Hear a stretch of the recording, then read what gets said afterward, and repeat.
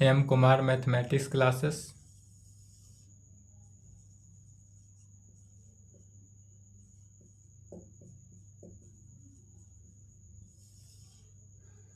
Class 12th।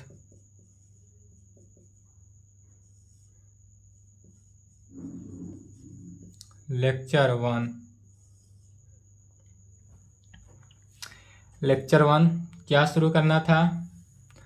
Application of integral. यह कौन सा चैप्टर हुआ?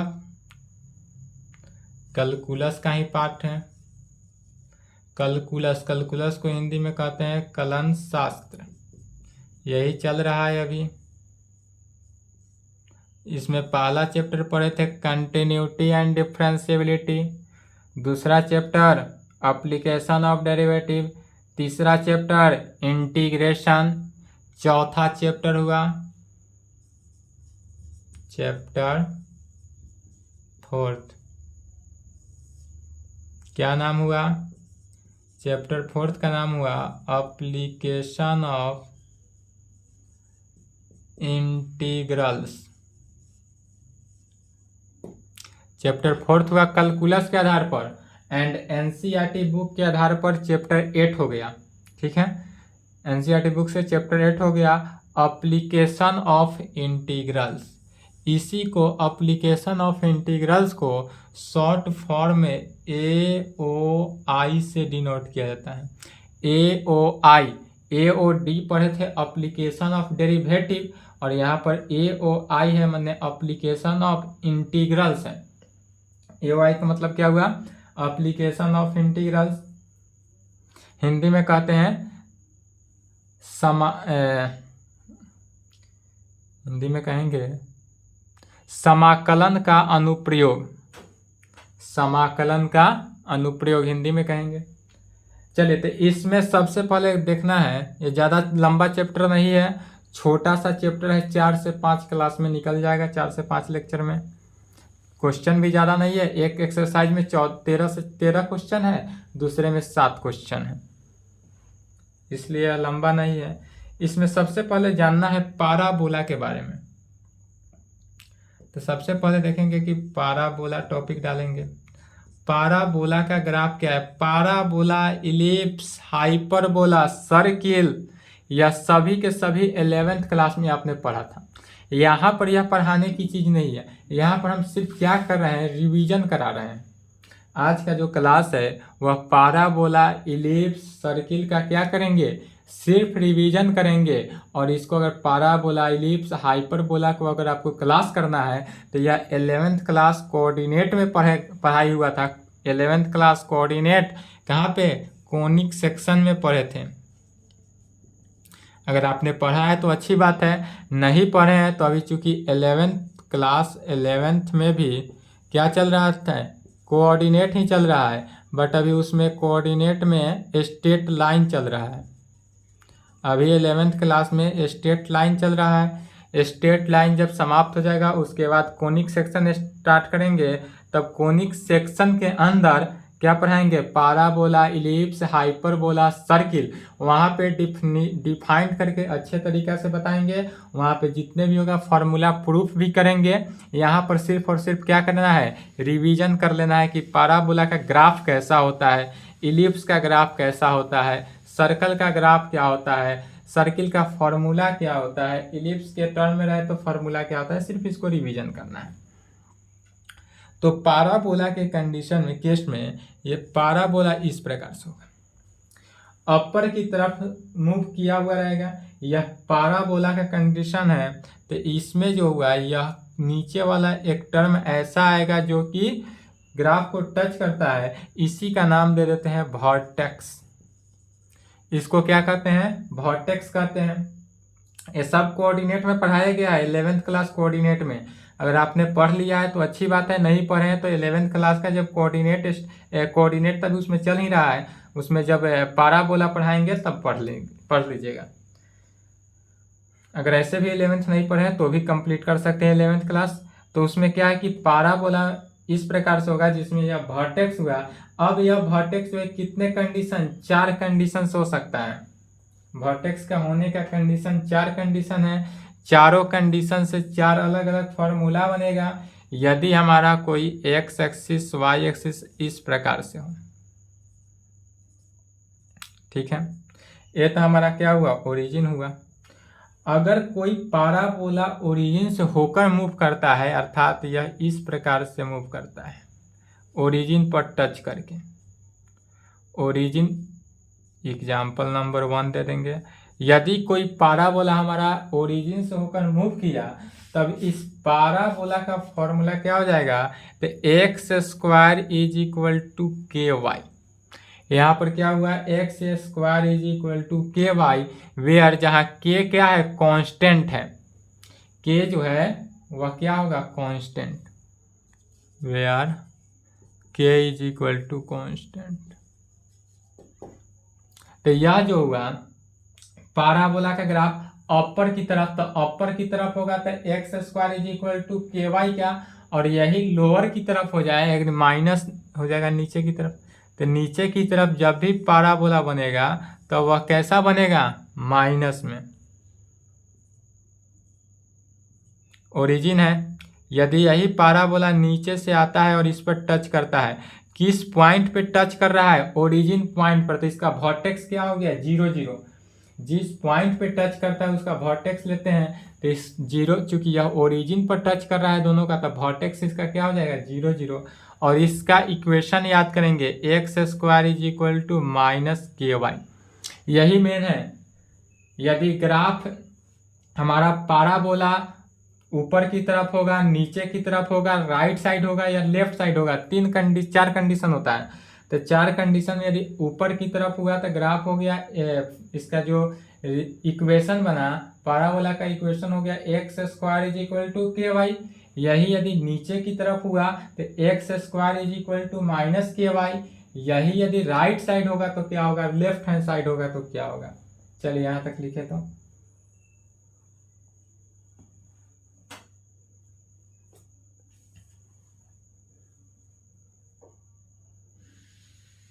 चलिए लिख लिए, वीडियो रोक के लिखेंगे।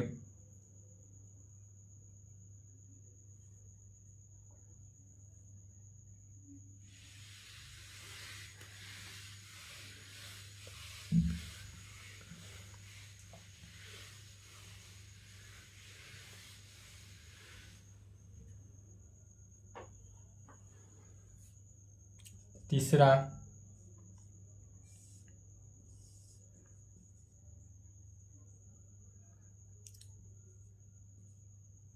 ओरिजिन है, यदि यही राइट साइड से ओरिजिन पर ही टच करता है या सभी के सभी ओरिजिन पे टच करता है, यदि ओरिजिन पे टच नहीं करे तो भी बताएंगे कैसे निकालना है। तो जब ओरिजिन पे टच करता हुआ आ रहा है तब इसका क्या बनेगा, या जब ओरिजिन पे टच किया तब इसका इक्वेशन जो बनेगा वह y square is equal to k y, right hand side हो, सॉरी के एक्स, यदि राइट हैंड साइड हो तो y square is equal to k x में। एंड चौथा नंबर में लिखेंगे यदि यह लेफ्ट साइड हो तो लेफ्ट साइड ओरिजिन से टच करता हुआ यदि ग्राफ निकले तो यह y square is equal to minus k x में बनेगा, y square is equal to minus k x. यही 4 कंडीशन है, चारों कंडीशंस में कोई एक कंडीशंस को सेटिस्फाई करेगा। पाराबोला जो है यही 4 कंडीशन को सेटिस्फाई करता है, इस 4 कंडीशन में कोई एक कंडीशंस को रिलेटेड लेकर चलेगा।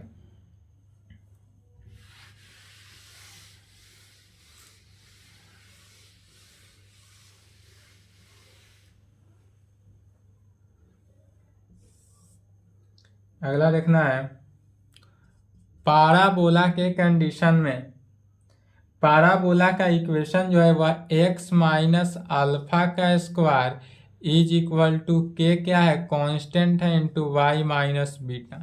x माइनस अल्फा का whole square is equal to k जो है कांस्टेंट है, into y minus beta. And दूसरा एक ले लेते हैं क्या, वो x square is equal to k y. दूसरा क्या ले लिए, x square is equal to k y. और इस दोनों में यदि हम कंपेयर करते हैं, दोनों में क्या करते हैं, कंपेयर करते हैं, तो जब कंपेयर करेंगे तब यहाँ पर देखेंगे पहले कंडीशन में इस कंडीशन में जो हमारा ग्राफ हुआ, यह जो पाराबोला का इक्वेशन हुआ वह फर्स्ट क्वाड्रेंट में हुआ।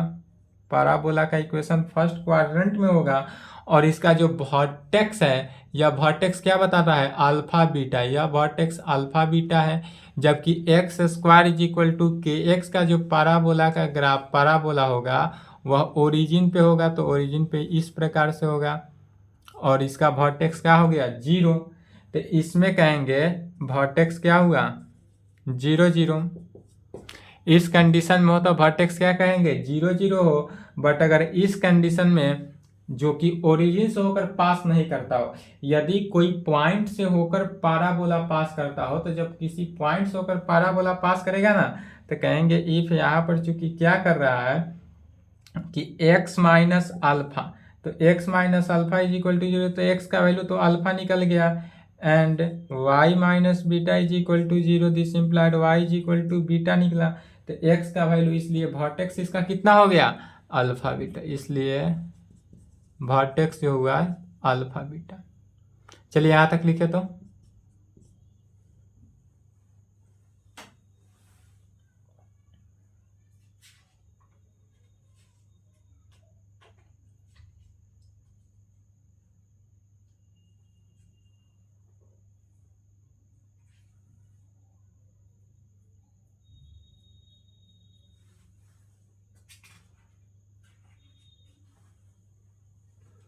चलिए यहाँ पर सिर्फ रिवीजन चल रहा है, 11th क्लास का पाराबोला का रिवीजन।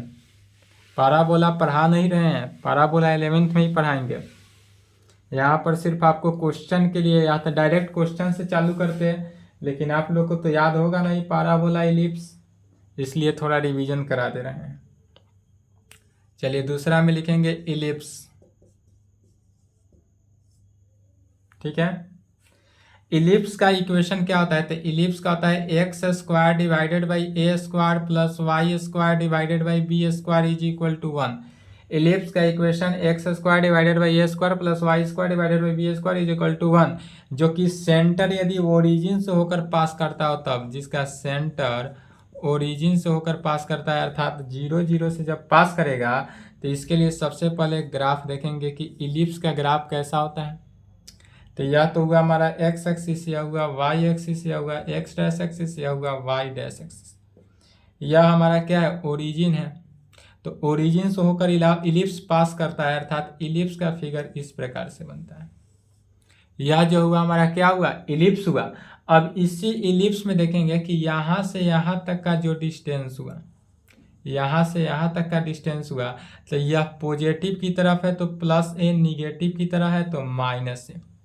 पॉजिटिव की तरफ है तो क्या लेंगे, प्लस है, और निगेटिव की तरफ हो तो माइनस है। और पुनः यहाँ से यहाँ तक का अगर डिस्टेंस ले लें, तो पॉजिटिव की तरफ है तो प्लस बी, निगेटिव की तरफ है तो माइनस बी। तो इस पूरे ओरिजिन से होकर पास करता है, यह ओरिजिन है। तो जब ओरिजिन से होकर कोई इलिप्स पास करता है, तो वह माइनस ए से ए के बीच रेंज होता है, एंड बी से माइनस बी के बीच रेंज होता है, जिसमें कह सकते हैं length of major axis, length of minor axis. यह सब को डिफाइंड करके 11th में ही बताया गया है और 11th में ही बताएंगे। यहाँ पर सिर्फ रिवीजन में देख लेना है। इसको कहेंगे length of major axis. Length of major axis क्या होगा, 2a। Length of major axis दोनों को 2a। यह कैसे होता है, 11th में प्रूव्ड होगा।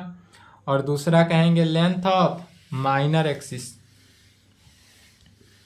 यदि आपको इस सब का इक्वेशन का प्रूफ और समझ अच्छा से जानना हो, इलिप्स पर इक्वेशन, इलिप्स पर क्वेश्चन अच्छे तरीक़ा से जानना है, तो 11th क्लास का कोऑर्डिनेट पढ़ लेंगे। उसमें भी अभी क्या चल रहा है, कोऑर्डिनेट ही चल रहा है, स्ट्रेट लाइन चल रहा है उसमें अभी। Length of minor axis, length of minor axis क्या हो जाएगा, 2b। Length of major axis जो होगा वो 2a होगा, और length of major axis 2b। Note में लिखेंगे, यदि x का वैल्यू 0 हो तो वह y एक्सिस होगा, x का वैल्यू 0 तो y एक्सिस, या कैसे हुआ तो 11th क्लास में चल चुका है, वीडियो देख लेंगे प्लेलिस्ट में जाकर। दूसरा, यदि y वैल्यू 0 हो तो यह किस पॉइंट पर, x एक्सिस पर। यह थ्योरम था, थ्योरम प्रूव्ड हो चुका है। 11th क्लास में यह कैसे हुआ सो बता दिया गया है, वहां पर देख लेंगे। यह x एक्सिस ले लेते हैं, x डैश ले लेते हैं, y डैश हो गया, y एक्सिस हो गया।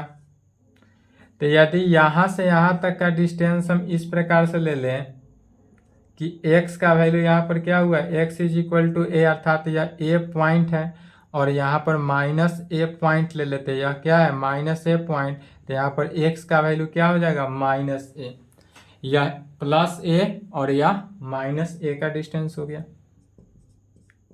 यही यदि y के फॉर्म में हो, x axis, y axis, x dash, y dash, यह y एक्सिस के फॉर्म में हो, तो यहाँ से यहाँ तक का डिस्टेंस यदि हम b ले ले तो y इज इक्वल टू क्या हो गया b, और यहाँ से यहाँ तक का यदि हम डिस्टेंस को माइनस b ले ले तो यह y is equal to minus b, यह ओरिजिन है। चलिए यहाँ तक लिखे, तो यहाँ तक लिखेंगे।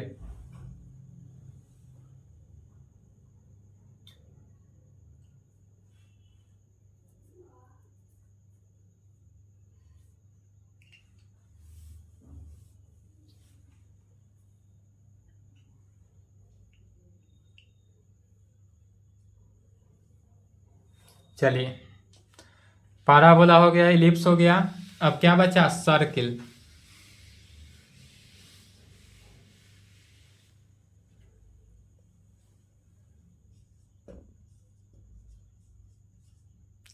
टॉपिक डालेंगे सर्किल, हिंदी में कहते हैं वृत्त। यही हुआ सर्किल।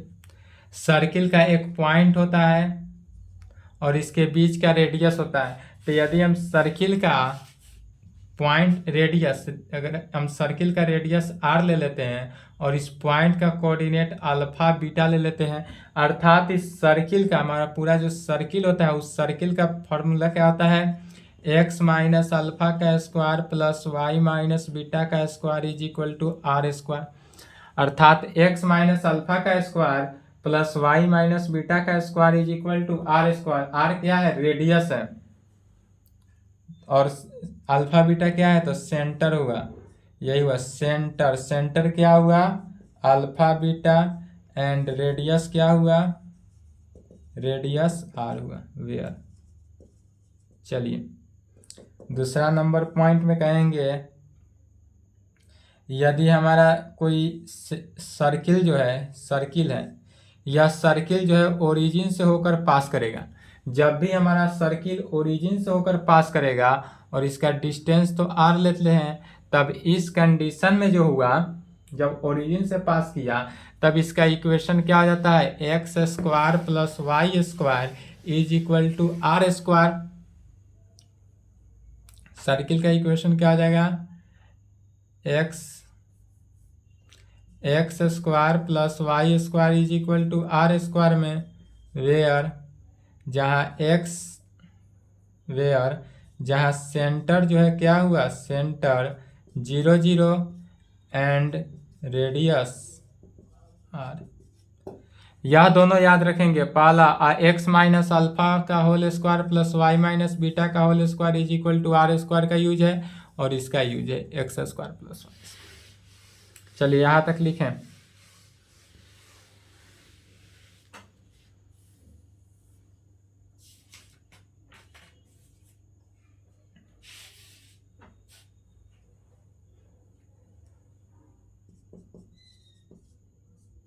नोट में लिखेंगे, यदि हम मान लेते हैं इस प्रकार से कोई लाइन हो, एक्स एक्सिस हो, वाई एक्सिस हो, ओरिजिन हो।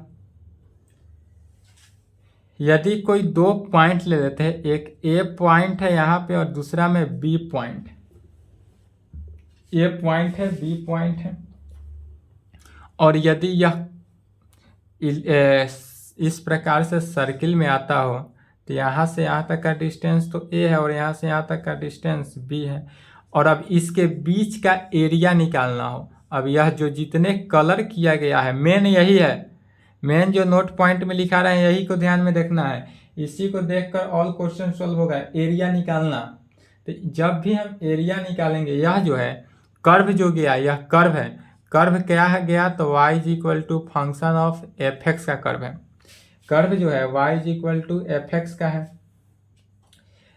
ऑलवेज दो कंडीशन में ही कर्व बनेगा, एक y is equal to f x में और दूसरा x is equal to f y की कंडीशन में बनेगा। तो जब y is equal to f x की कंडीशन में बना था, जितने भी कलरिंग किया गया है इसका एरिया निकालना है। तो पूरे क्वेश्चन में क्या कर रहा है, पूरे के पूरे जितने भी क्वेश्चन है सभी में एरिया ही निकालना है। तो इसलिए क्या कहेंगे, जब एरिया निकालना हो तो इसलिए एरिया बराबर क्या करना है, integration of function F x का, यहाँ पर जो फंक्शन एफ एक्स दिया रहे इस पूरे फंक्शन को इंटीग्रेट करना है। और यह इनडिफिनिट इंटीग्रेशन है, ये डिफिनिट इंटीग्रेशन है।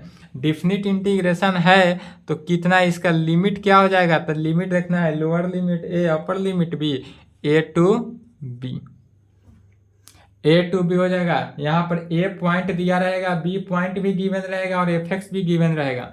क्वेश्चन में ए भी गिवन होगा, बी भी गिवन होगा, एफ एक्स भी गिवन होगा, तो एरिया निकल जाएगा। चलिए यहां तक लिखें।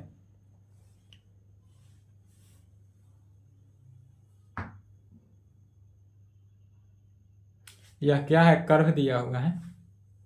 अगर दूसरा कर्व इस प्रकार से दे दें,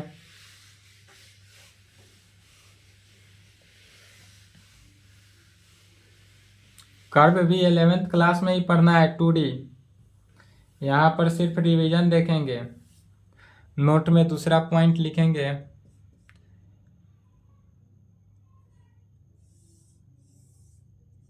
यह एक्स एक्सिस हो गया, वाई एक्सिस है, ओरिजिन है। अब यहाँ पर देखेंगे कि यदि यहाँ पर दो पॉइंट इस प्रकार से दे दिया हो, यहाँ पर भी यह क्या हो गया, कर्व ही है। यह कर्व जो है x is equal to function of f y के कंडीशन में बनाता है। यह curve y is equal to f x के कंडीशन में, और यहाँ का जो कर्व है वह x is equal to f y के कंडीशन में बनाता है। तब इसके बीच का एरिया निकालना होगा, जिसमें इसका भी डिस्टेंस दिया होगा कि यदि 0 से यहाँ तक का value y is equal to यह a दिया है और यह y is equal to b दिया हुआ है, और यहाँ पर x का value x is equal to a, x is equal to b। तो जब y का वैल्यू a टू b दिया हुआ है और इसका एरिया निकालना है, यही एरिया, यह भी एरिया, यही एरिया है। तो ये जब एरिया हम इसको निकालेंगे तो क्या कह सकते हैं, इसलिए area is equal to, area निकालने का formula function of f y. तो जब x function of f x में था तो किसके, x के रेस्पेक्ट में इंटीग्रेट करते थे। अब यहाँ पर फंक्शन जो है y के कंडीशन में है तो y के रेस्पेक्ट में इंटीग्रेशन करना है, यही बात को ध्यान रखेंगे। तो जब भी फंक्शन ऑफ y हो तो इसको y के रेस्पेक्ट में इंटीग्रेट करेंगे, और lower limit a upper limit b, तो लिमिट जो है a टू b होगा। क्वेश्चन जब बनाएंगे तो क्वेश्चन में function of f y given होगा एंड साथ साथ लोअर लिमिट ए और अपर लिमिट बी दोनों के दोनों गिवन होगा। 3 कंडीशन गिवन होगा तो इंटीग्रेट हो जाएगा इजीली। चलिए यहां तक लिखें।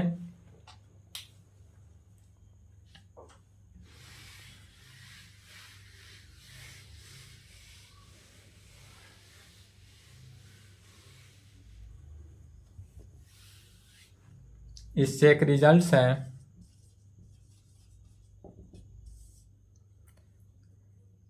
यदि हम कोई लाइन ले लेते हैं, यह क्या है, कोई लाइन ले लेते हैं जिस लाइन का 2 पॉइंट हो, ए एक पॉइंट है जिसका कोऑर्डिनेट x1 y1, दूसरा कोई बी पॉइंट है जिसका कोऑर्डिनेट x2 y2। तो ए पॉइंट का coordinate x1 y1, B point का कोऑर्डिनेट x2 y2 लेते हैं। तब इक्वेशन ऑफ ए बी का इक्वेशन, यदि इसका प्रूफ देखना हो तो 11th क्लास में चले जाएं, कोऑर्डिनेट में प्रूफ दिखाया गया, प्रूफ किया गया है, यहाँ पर डायरेक्ट निकालेंगे। ये स्ट्रेट लाइन में प्रूफ किया गया है। प्रूफ देखने की इच्छा हो तो 11th क्लास कोऑर्डिनेट चले जाएंगे। तो इक्वेशन ऑफ ए बी का क्या होता है, y minus y one divided by x minus x one is equal to y two minus y one कहे या y one minus y two कहे, x two minus x one भी कह सकते हैं। ठीक है, इसी को लिख सकते हैं इस प्रकार से, y minus y one is equal to y two minus y one divided by x two minus x one into x minus x one, इस प्रकार से। और अगर इसका इस रिजल्ट का प्रूफ देखने की इच्छा हो तो प्रूफ में चल जाएंगे क्लास 11th कोऑर्डिनेट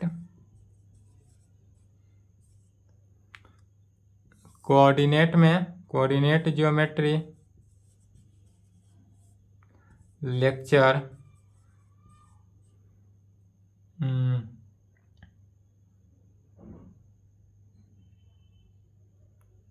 5 to 7, 5 से 7 में आपको मिल जाएगा। लेक्चर 5, 6, 7 इसी तीनों में से किसी एक लेक्चर में इसका प्रूफ होगा, देख लेंगे। ठीक है, चलिए यहाँ तक लिखेंगे।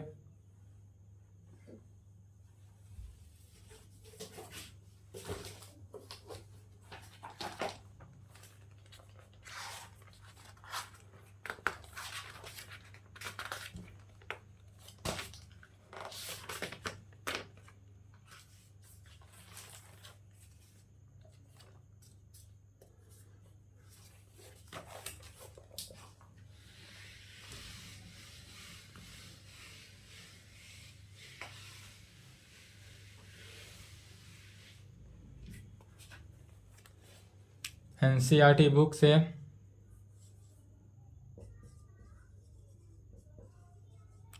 Problem on AOI, application of integral का प्रॉब्लम, एनसीईआरटी बुक से एक्सरसाइज 8.1। पहला क्वेश्चन है, find the area of the region bounded by the curve y square is equal to x and the lines x is equal to 1, x is equal to 4 and the x-axis in the first quadrant।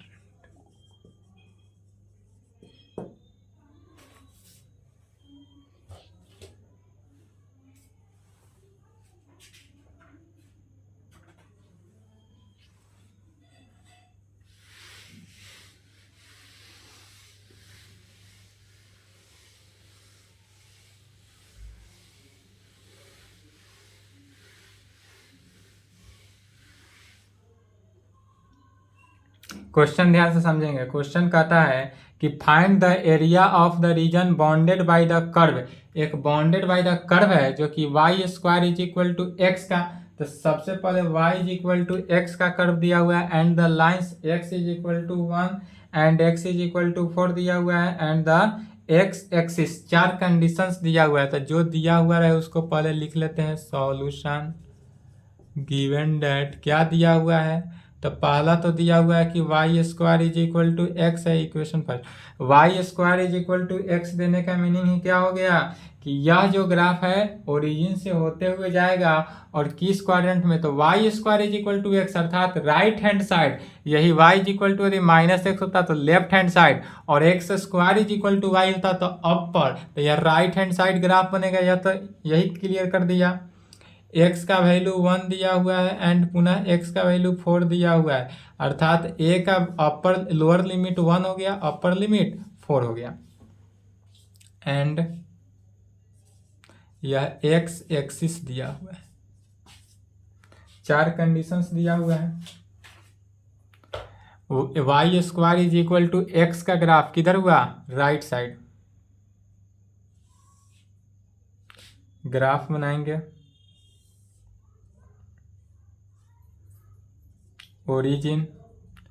Origin से touch करते हुए graph इस प्रकार आएगा।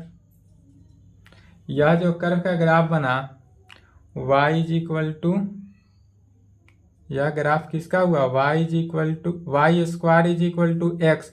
तो y square is equal to x, this implied y का value निकालेंगे, y बराबर क्या हो गया, root under x. Y square is equal to x अर्थात वाई का वैल्यू कितना निकल गया, रूट अंडर एक्स। पुनः इसमें दो कंडीशंस इस प्रकार से है,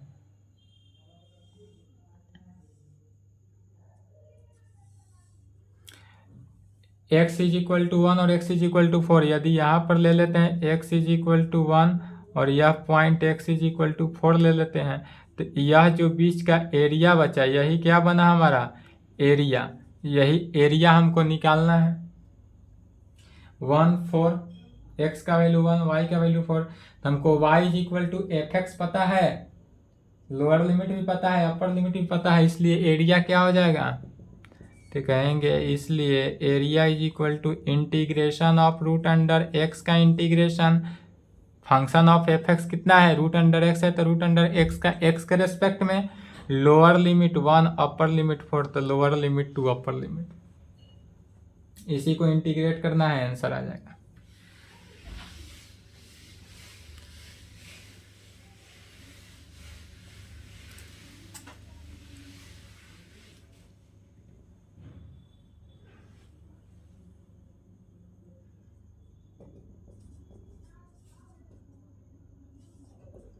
वन टू 4 एक्स का पावर 1/2 का इंटीग्रेशन, एक्स का पावर 2 है तो एक्स का power 1/2 plus 1 1/2 plus 1 to 4, x का power 3/2 divided by 3/2 1 to 4 is equal to 2/3 क्या हो गया, कांस्टेंट बनकर बाहर, एक्स का पावर 3/2 1 टू 4, 2/3, 4 का पावर 3/2 माइनस 1 का पावर 3/2 क्या होता है, upper limit minus lower limit. 2/3, 4 को लिख सकते हैं 2 का स्क्वायर का पावर 3/2 माइनस 1 का पावर कुछ भी हो तो 1, 2 से 2 कैंसिल इज इक्वल टू 2/3, 2 का power 3 minus 1 is equal to 2/3, 2 का क्यूब 8 माइनस 1, 2/3 इंटू 7, 7 दूनी 14/3।